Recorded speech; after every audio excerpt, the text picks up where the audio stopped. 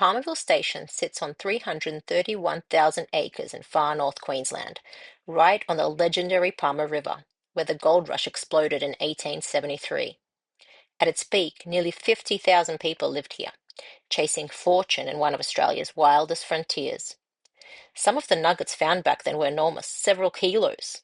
But once the gold faded, the crowds vanished, leaving behind ghost towns swallowed by the bush. We purchased a season pass, giving us camping and prospecting access to designated areas.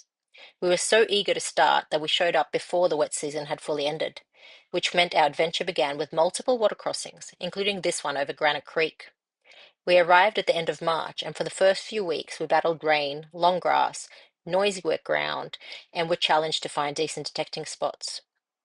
Even so, we managed to scrape up some targets, including a few nuggets pulled straight out of the water, still in the gullies. Things got much easier later in the season, where the grass began to dry off and the traditional owners completed their yearly burns. One of our favourite parts of life on the Palmer, besides the gold, was the wildlife. Even a 2-metre local celebrity named Rocco, who liked to hang out on the path from our camp to the showers. Yes, Palmerville Station Campground has flushing toilets and hot showers, which feel like luxury after a long day's detecting. You will run into snakes, but we mostly saw harmless tree snakes and pythons. We still wore snake guards for peace of mind. You'll also see spiders, lots of spiders, which isn't really a surprise. And you'll see cane toads, and yes, you'll get bitten by angry green ants. But you'll also wake up to beautiful bird songs.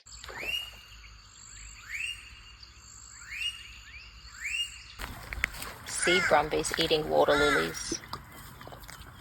And share the land with curious cattle. This is a working cattle station after all. Our daily commute was a treat in itself. We were lucky enough to use a Can-Am 6-wheeler, which handled impressively.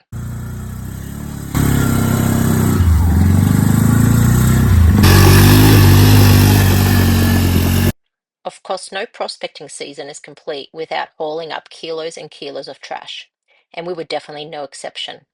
But among the junk, we also dug up some interesting little finds along the way. For anyone interested, we've listed our tips and challenges in the description below. And now to the gold stuff.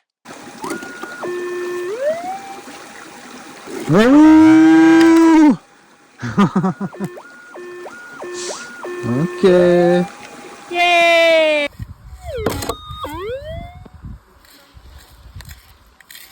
Yes. We've got a little button. Like that. Although, that's probably only 2 to 3 grams. Yeah. But it's nice. We're on a patch. I'm detecting just here. And there was a really loud target. And if you look it closer, it is a pretty big nugget. Just sitting there in the bedrock. Crazy. Super happy. Stoked actually. Ooh, almost lost it. Oh my god. Oh my god.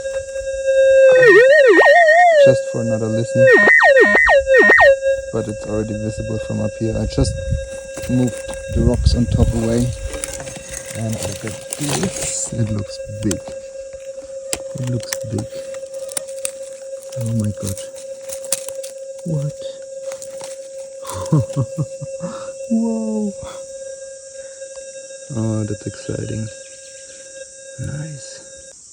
Alright, here it is. My new gold monster record.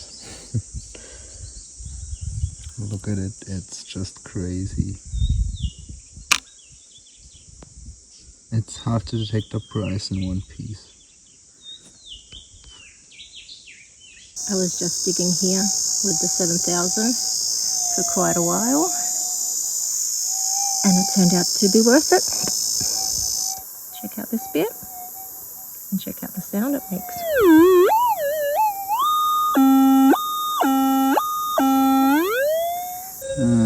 I just had a target here on the rock, so basically here on the bedrock, and I scraped out behind it here And this is what was hidden behind.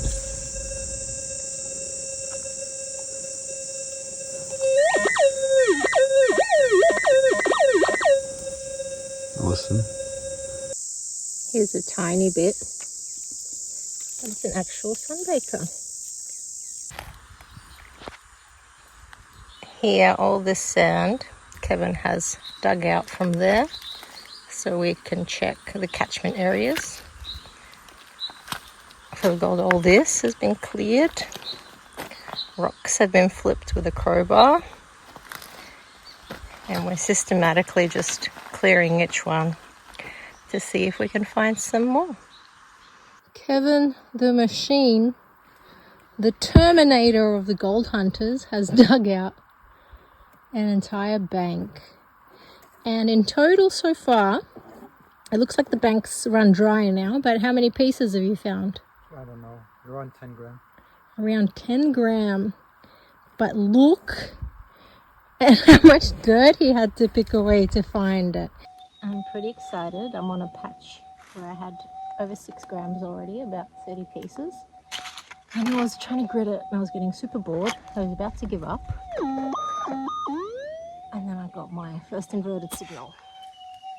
So I hope it's something nice. Let's see. I've had a bit of rust from this patch too, so hopefully it's not rust.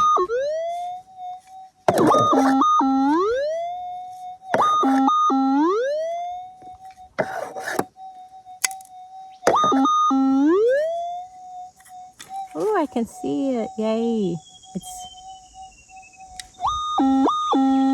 I'll put it in the scoop so you can see it. Clean it up a bit. Just like that. Pretty good. Whoops, dropped it. That's pretty funny. There.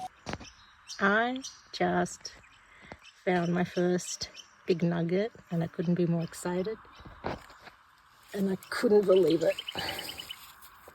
When it started as a faint signal, and then it was screaming like rubbish, and I thought it was going to be rubbish, but oh my god, it wasn't.